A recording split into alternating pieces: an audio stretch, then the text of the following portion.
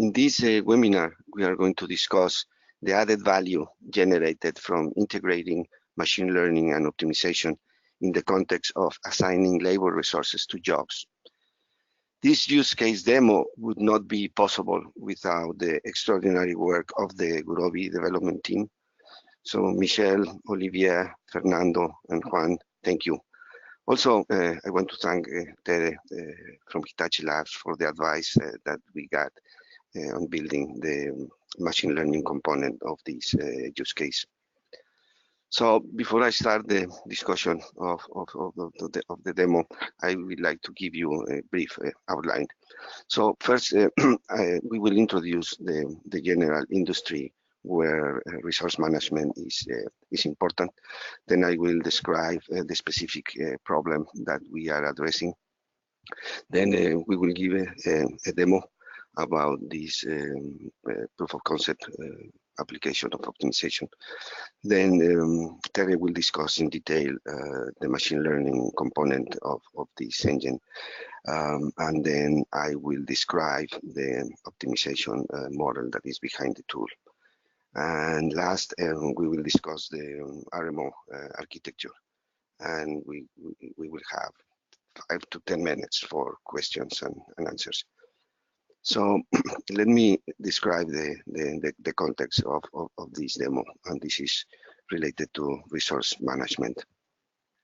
So resource management is critical for the profitability of professional service firms. These firms employ thousands of professionals, making labor the industry high expenses.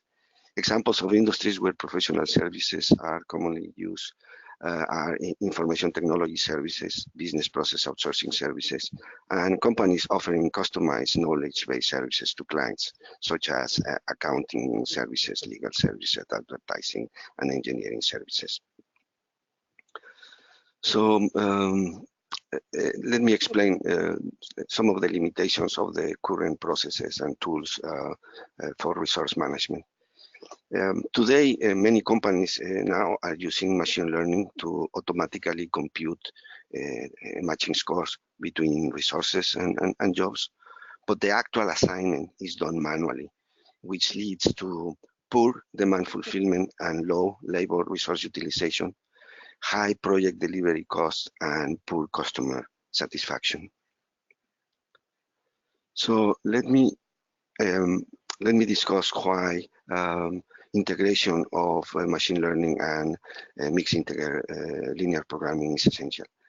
Machine learning addresses the scoring of resources and jobs, but alone cannot address the complex combinatorial nature of the assignment problem. Mixed integer linear programming addresses the complex combinatorial nature of assignment problems, but alone would require a human to provide a large number of matching scores, making the approach impractical. So let's move now and describe the problem that we are going to address. And I just want to mention that the whole idea of the demo is not to present the state-of-the-art technologies in machine learning or in mathematical optimization. What we want to show is that these two technologies can work together and generate value for the business environment. So the problem that we are addressing is to find an assignment of resources to jobs that maximize the total matching score of resources and jobs while satisfying the demand of jobs and the availability of resources. We have exact constraints. So for example, it is possible that some of the jobs requires a very specialized people. So we will have a minimum matching score for these jobs. Also, there might be customers that are very important for the service firm. So you want to make sure that these jobs are filled with resources that you have or you make hire. So there is a priority for the job. And last, it is possible that you may not be able to satisfy all the demand of jobs with the internal resources that you have in your company. So we allow to hire resources, but you can hire up to certain limit of people. So now let me give the microphone to Tere, and she will discuss a little bit more from the data science perspective about this problem. Thank you, Pano. As Pano mentioned, one of the key parameters needed to solve this problem is a matching score, which is a measure that indicates how well a resource can perform a job. A simple approach can consider a qualification matrix with binary values, discrete values. Either the resource is qualified, in this case 1, or if the resource is not qualified, in this case 0. However, these metrics have a high limited score granularity. If the optimization wants to assign people, the pool of resources qualified or not qualified is very important for the solution. Then, if we want to add more information to this score, we can move to a continuous score, where basically the resource and the job are scoring with a continuous value between 0 and 1, and then the optimization can look at this pool with richer granularity. However, the challenge here is how we can compute this continuous value. If we have someone doing this process manually, it's very subjective and hard to standardize concept across all resources. Then, now our problem is how we can learn scores and then allow the optimization to have larger coverage of data and availability. In general, we can consider the following framework to build solutions that integrate machine learning and optimization. In this pipeline, we follow a framework when we say we need to first identify the problem with the objectives, constraints, and key parameters. Once we define this, we can then go and collect data and transform data needed. In the second step, we have defined data engineering and machine learning on top, because machine learning can help to learn parameters from data and identify patterns. In this case, we can classify, or we can even learn new data. We can do forecasting, and for example, we can do predicting demand. Once we have this information learned, the optimization then has larger information to take the constraints into account and the objective function, so that optimization can suggest actionable decisions like a dispatching, scheduling, routing, and in our case, allocation. Now, Pan is going to give you a demo of an instance that we have built following this framework. So this demo is available for registered users in the Gurobi website. So by following this link, and if you are registered, you can access the demo that I am going to show. I just want to say that this demo was done in collaboration with the Recruitology data science team. They provide resumes, and they also gave us some advice about the machine learning component. This is basically the landing page.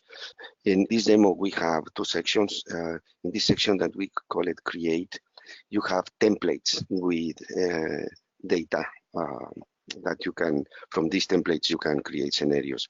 For example, in this template, all resources, Recruitology dataset, this is here you have all the resumes that we got from Recruitology to create scenario. And in this blank scenario, basically this is an empty scenario where you can input your own data. For this particular demo, I'm going to use a scenario that we created for the KDD is the top conference in data science, and we participate. We were in Anchorage, Alaska, about 3 weeks ago, and we present this demo. So let me discuss the details of this scenario.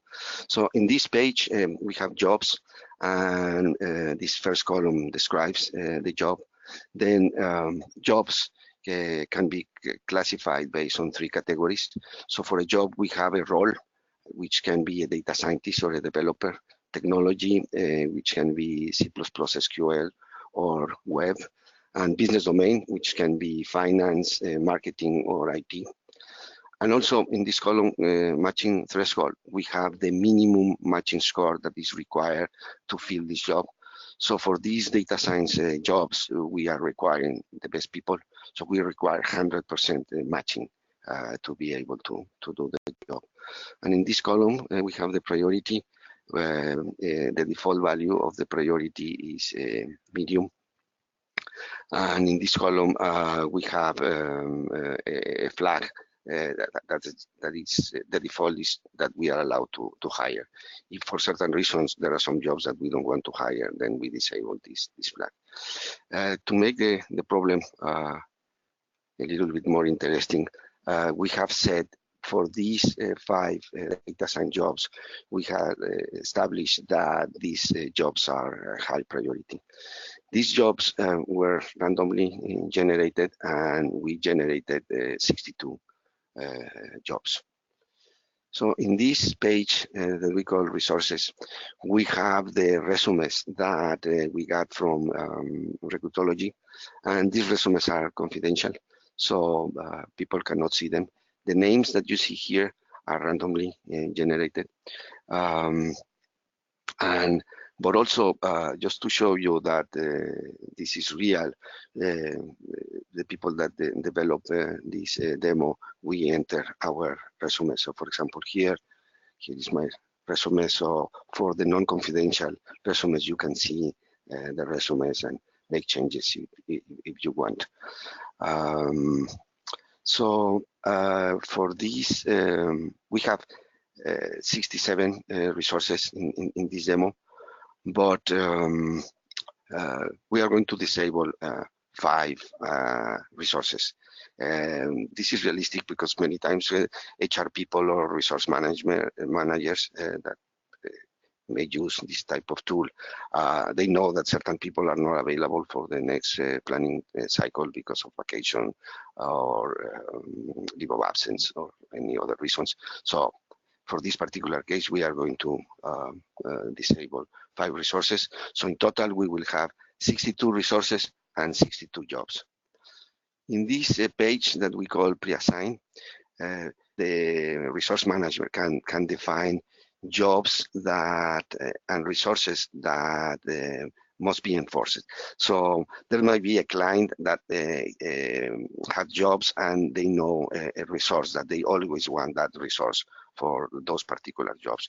So regardless of the matching score or other information used in the optimization, with this table, the resource manager can enforce the assignment of that particular resource to a job.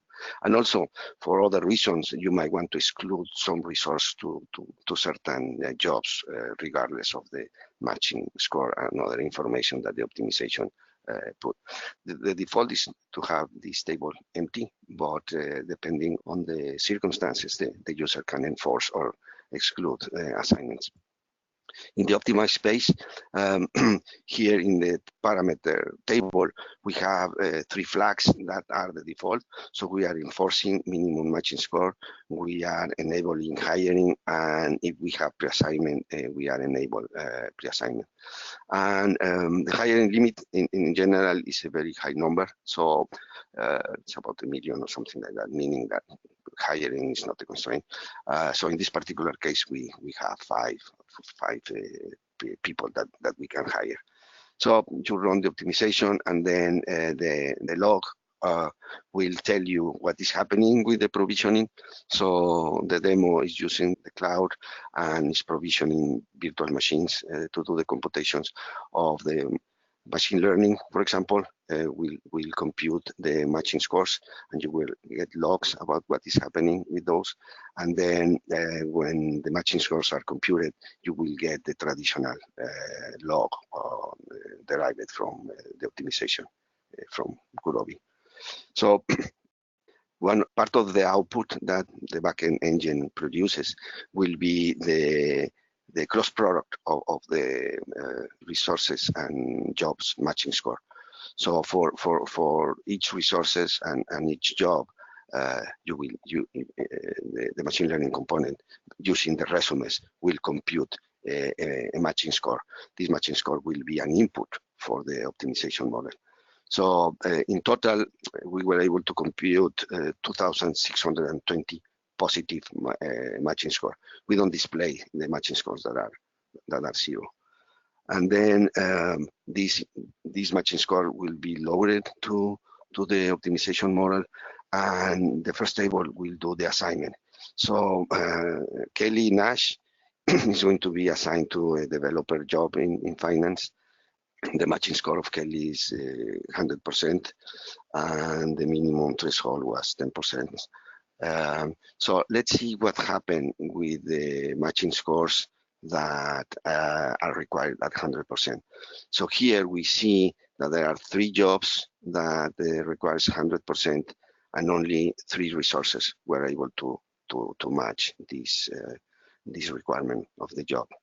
Also, we can sort this table by priority, and we see that the 5 jobs that are high priority are filled with internal resources that we have in our company. Since not all the 100% minimum requirement of data scientist jobs were filled, this table of hire is recommending that we hire new people for these 5 data science jobs. And we have 2 jobs that we couldn't fill. Unfortunately, at the same time, we also have idle people, and these people are essentially the developers that they didn't match the matching score, the high matching score required for data scientists. And in this last page, we have KPIs. These KPIs allows the user to make decisions about what to do with the scenario, the implemented or created new scenario based on these KPIs. So the demand fulfillment basically is the ratio of the jobs that can be filled. So 96.8% of the jobs we were able to fill it. 88.7% of the jobs filled come from internal resources. 8.1% of the job field comes from higher resources, and we cannot fill 3.2% of the demand. This 76.2% is the quality of the assignment, and this is the average matching score of the resources that has been assigned to jobs. And from the capacity or side or supply side, we have a capacity utilization of 89.6%, and this includes internal resources and higher resources. So 82.1% belongs to internal resources, and 7.5% belongs to internal resources. And we have 10.4% idle resources. So an HR person or resource management might think how these people might be trained in such a way that this demand that we couldn't fill with our internal resources can be done. So these KPIs are very important for the resource manager to make decisions about how to do, what to do. And the last one is just related to the capacity of hiring. So in this scenario, we hire all the people that we are allowed to hire. So now Tere is going to describe what is happening in the machine learning component of this demo. As you can see, Pano has explained how machine scores with richer granularity can minimize gaps, especially can select resources that are not fully qualified but still can do the job. How we are learning these scores? The proposal is to build your resource and job profiles. And in this case, we are doing this from documents. In professional services, a natural way to know the qualifications of people is using documents like resumes, papers, cover letters, etc. That's why we are taking advantage of this data availability to try to learn and aggregate information of these documents. These aggregations are done using document classification, which basically is going to capture skills, project descriptions, technology use, and try to identify the best match of the class that you belong to. In our case, we have 3 different roles that Pano explained: technology, role, and domain. After we get the classification, now we perform the matching score, which can be done using a weighted similarity. Now, let's look how we can use the documents to build these resource profiles. In order to have text processing, we need to build a corpus. In our case, we have created a corpus using 2 types of documents: resumes from people and technical documents that can help us to get data augmentation. These technical documents contain jargon and related descriptions that people usually put in resumes. And then we classify this corpus in 3 different categories: role, technology, and domain. For role, we have data science and developers. In technology, we have web and SQL. And in domains, we have finance, marketing, and other domains. In this table, in the right side, we can see the distribution of documents. In blue, we have resumes, and in red, we have the augmentation, which are the technical documents. As you can see, the majority of our corpus has definitions for our roles, but it's not the case for technology and domain. Then we use more data augmentation in domain and technology that can help us to balance the classes. Now let's look how we build these models. In order to learn the profiles, we apply document classification pipeline with small data sets. We start collecting the data and do manual classification of these documents because we are going to use supervised learning. We collect the documents and we apply data augmentation, which is a task where we take the public data sources and combine it with resumes in order to extend the data availability for our corpus. We take the documents and then process the documents in order to normalize it to tokens. We apply stemming, dematization, and we remove stop words. After that, we perform feature extraction, which is basically capture all the terms, transform it into numerical values using the distributed space vectors with term frequency and inverse document frequency. These vectors are already capturing semantics across documents and at the same time are reducing dimensionality. Then we use these vectors to feed the classifiers. Then the classifiers are going to learn the different classes, and the models will help us to determine which document belongs to which class. We experiment with several, and we are in this case reporting a random forest, SVNs, and naive. How we are evaluating the model? Basically, we have 2 experiments. One is when we use only resumes, and the number 2 is we use resumes plus augmentation. We have evaluated in 2 data sets. The testing data set, which is a 25% of our corpus. Demo data set, which is the one that Pano described in the demo. These are totally separated resumes that we perform the classification, and then we evaluate our models. In the right side, we have the accuracy results for our best models. This accuracy is also balanced because we observe in the data that we have imbalanced classes. As you can see in the testing, in roles, the best model is SVM, and in the experiment one with only resumes, it's only getting an acceptable accuracy, which is 90%. However, if we use resumes plus augmentation, we'll go to 94%. In technology and domain, you can see that the models were performing very badly. And thanks to data augmentation, we were able to get 95 and 84. In the demo dataset, we also observe very close accuracies.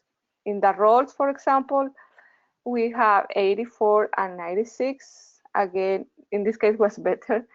And in technology and domain, definitely the augmentation was also helping us to get a higher accuracy.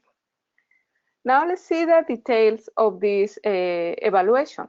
Here you can see the three models, naive, random forest, and SVMs. In the left side, you can see accuracy, and in the left side, recall. I am reporting only recall and accuracies because precision and F1 score was performing very similar. As you can see in the domain, in the accuracy table in the left side, you can see how the naive is performing very, very bad, and also random forest and SVM, and that curve change when we add augmentation.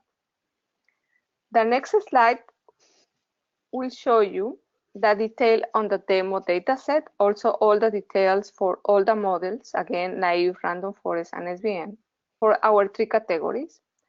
And as you can see, well, you cannot see because you don't have both, but they have similar distribution. Now let's see an example how we are doing the resume analysis. So this is an input resume for our machine learning component.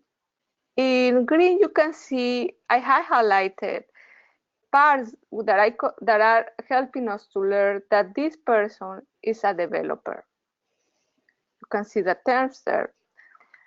In red, you can see terms that are also describing that this person also knows optimization and also knows tools from data science or optimization, R or Gurobi.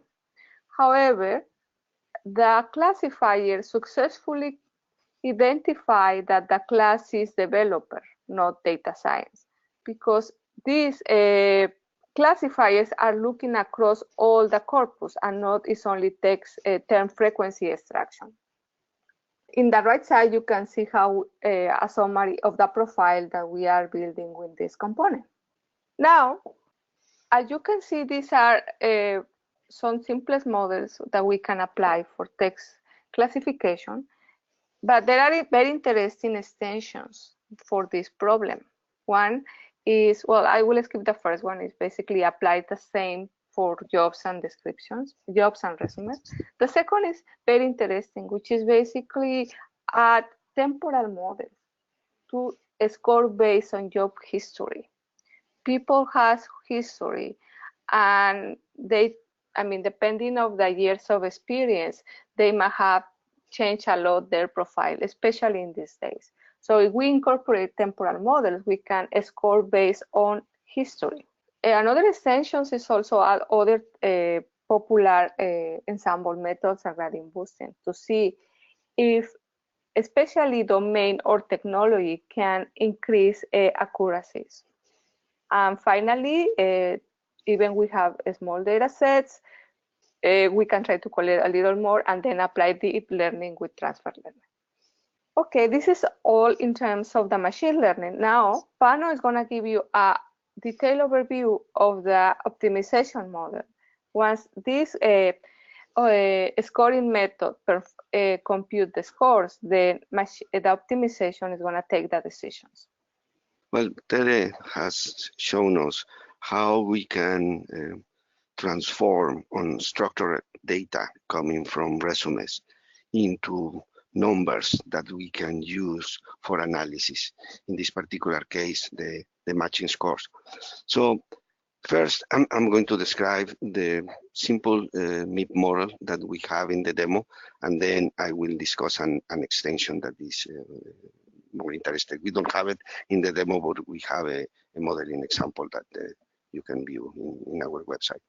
So the model has 4 decision variables, and I am using the Gurobi Python API to describe the model, which is very friendly and heavily used by our customers. So we have 4 decision variables: assigned variable that defines which resource is going to be assigned for the job; gap, which defines which jobs we cannot fill; idle defines which resources are not allocated to any job; and hire, these are the jobs for which we are able to hire a new resource. And in this particular example, the capacity of the resource is 1, and the requirement and the demand of a job is 1.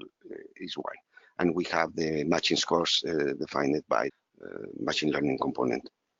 The constraints, the demand constraint is to satisfy the demand of the job, either by assigning a resource to that job, or hiring a new resource, or declaring a gap. The resource constraint is having a capacity of 1 for each resource. We identify if that resource has been assigned to a job, or we declare that resource idle. And the budget constraint, basically we are assuming that we have a constant recurring cost and budget. So if you divide the budget by the constant recurring cost and take the ceiling, that will give you the upper limit that we have in the demo. So last, we have the objective function, which is to maximize the total assignment, the total matching score of the assignment. And then we heavily penalize having a gap. We also penalize having idle resources, but the penalty is not as high as the gap. And we use the set object method of the Gurobi Python API. So very simple model.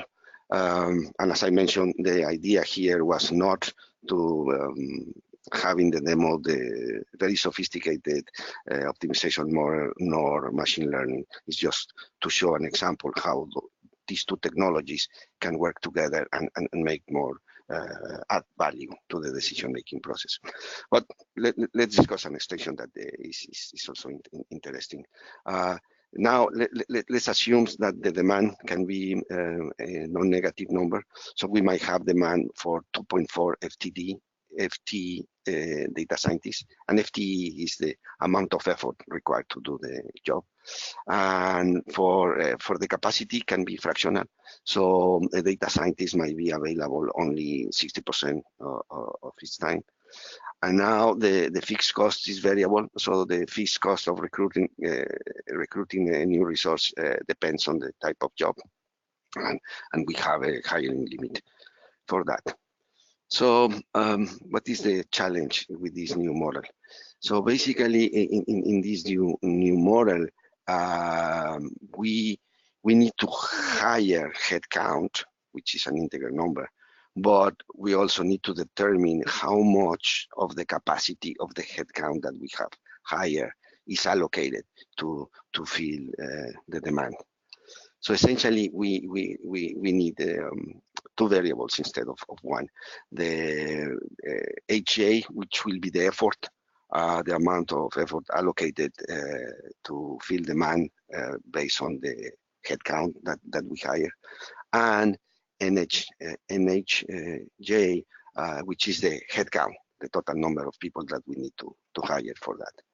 So the condition that we would like to satisfy is that if effort allocated is positive, then we need to have headcount to to allocate capacity to fill the demand. And the other way around, if we have headcount, then we need to make sure that there is effort allocated to fill demand. So we have an if and only if condition here that we need to model. And you know that in math programming, we cannot handle strict inequalities. So we will define epsilon as the minimum meaningful effort that can be allocated to perform a job. And in this particular case, epsilon will be 0.01, which corresponds to about 5 minutes of an 8-hour day work. In order to satisfy this if and only if condition, we will need to define an auxiliary binary variable that we call it UHJ, that this new variable is going to be equal to 1 whenever we have positive effort, then we need to have a headcount available. Also, the auxiliary variable is going to be 1. Whenever we have a headcount, then we need to make sure that there is effort allocated. So this auxiliary variable will help us to establish the if and only if condition. So to do that, we have these two equations, L1 and L2, that will force the if and only if condition that we want. And let's explore some of the cases to convince you that these two constraints are doing the right job. So if we have that the effort allocated from hiring resources of job J is positive, that means that the auxiliary variable UHJ is going to be 1. And when this auxiliary variable is 1, that will force headcount to be greater or equal to 1. Also, let's see that when we have headcount higher, so this is greater or equal to 1, then that will force the auxiliary variable to be 1, and this will make the effort allocated to that job to be greater or equal to epsilon, and in that way we are enforcing the if and only if condition. You can try the other two cases, and you can verify that these two constraints enforces the if and only if logical condition. So we model this thing using the Gurobi Python API. We have the same decision variables, but now they can be fractional, assign, gap, idle, and higher. And higher is now the effort allocated. So those can be fractional continuous variables. And now for the headcount, basically we define it as an integer number, and we can define an upper bound on that variable as the ceiling of the ratio between the budget and the recruiting cost of that job. And also we define the auxiliary variable UH as a binary variable defined over the set of jobs. The set of constraints are essentially the same, but now the right-hand side can be any non-negative number. So either you find a resource that can be assigned, and basically you will assign the capacity available. So this can be a fractional number, or you hire people to do this job, and this effort will reflect the number of the total capacity that you have available to allocate for this demand, or you have a gap. And the resource constraint is similar. Here you have the capacity of the resource, which can be a fractional number, and this is the amount of capacity that you assign for a job, or you declare, or you have certain capacity that you might not be using. So you might have these two numbers to be positive. So certain capacity might be assigned, another capacity might remain idle. And the budget constraint now is an abstract. It's an abstract constraint where the left-hand side is the total cost of recruiting headcount. This should be less or equal than the budget. And the auxiliary constraint are defined as I explained it before. And this is a way that you can define it using the add constraint method of the Python API that we have in Gurobi. The objective function essentially is the same. Maximize the total assignment cost, penalize gap heavily, and penalize also idle capacity, but not that heavily. So to conclude this webinar, the core message that we want to establish here, and overall this is a message for data scientists, is predicting is not enough. You really need to react to predictions and decide the best course of action. In the scenario that we discussed during the RMO demo, the machine learning component computed 2,620 positive matching scores.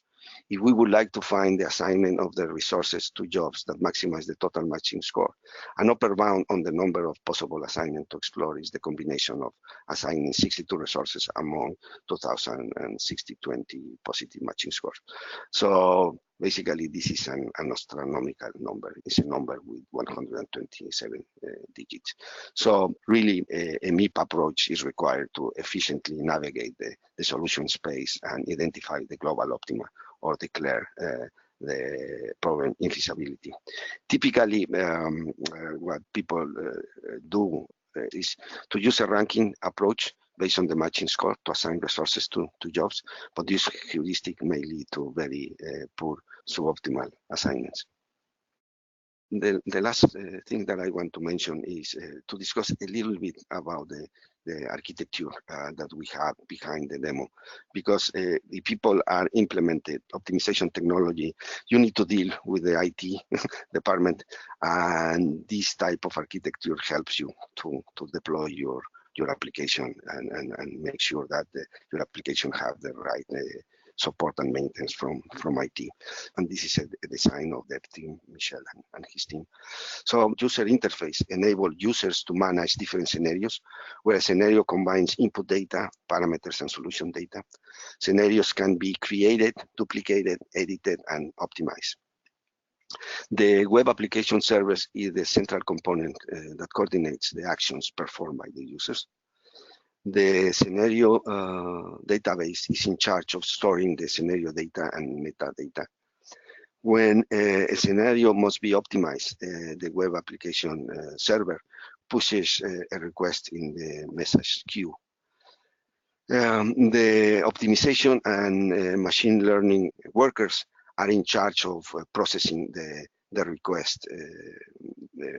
When a worker accepts a request, it will load the scenario input data from the database.